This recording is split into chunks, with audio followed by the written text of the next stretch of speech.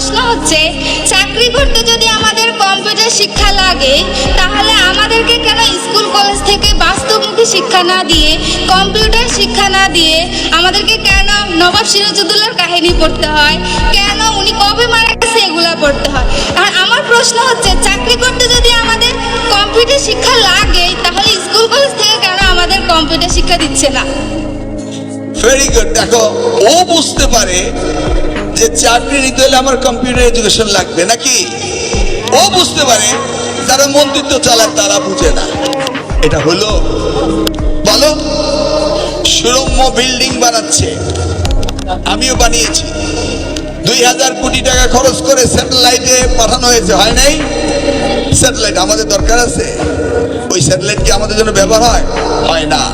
তাহলে ওর প্রশ্নের উত্তর দিবে কে? দিবে আমরা, যারা প্রতিনিধিত্ব করি নাকি। 17 বছর 18 বছর প্রতিনিধিত্ব করেছে, কিন্তু শিক্ষা ব্যবস্থায় যে পরিবর্তন আনার দরকার এই বিষয়টি চিন্তা করেনি। এই তোমার চিন্তা ভাবনা, তুমি যেটা চিন্তা করছো সেই চিন্তা আমাদের করতে হবে। তোমাদেরকে আগামী দিনে কিভাবে যুগ উপযোগী শিক্ষা দেওয়া যায় সেই জন্য আমি সেমিনার করেছি, এই ব্যাপারে পেপার তৈরি করেছি। এটার নাম হলো নিড বেসড এডুকেশন। তোমরা দেখবে যেগুলি নিয়ে আমি অনেক সেমিনার করেছি। মানে তোমার যে প্রয়োজন সেই প্রয়োজনের সাথে সামঞ্জস্য রেখে যে শিক্ষা, ওর প্রয়োজনে ও বলছে যে আমার কম্পিউটার শিক্ষার দরকার রয়েছে। এই কম্পিউটার শিক্ষা কে প্রোভাইড করবে? তোমার সরকার। সরকার করেছে? এই সরকার কি সামর্থ্য নেই? বিলিয়ন্স অফ ডলার এই দেশ থেকে পাচার হয়ে যায়। তোমাদেরকে কি একটা করে ল্যাপটপ দেওয়ার সামর্থ্য এই সরকার ছিল না? নিশ্চয়ই ছিল।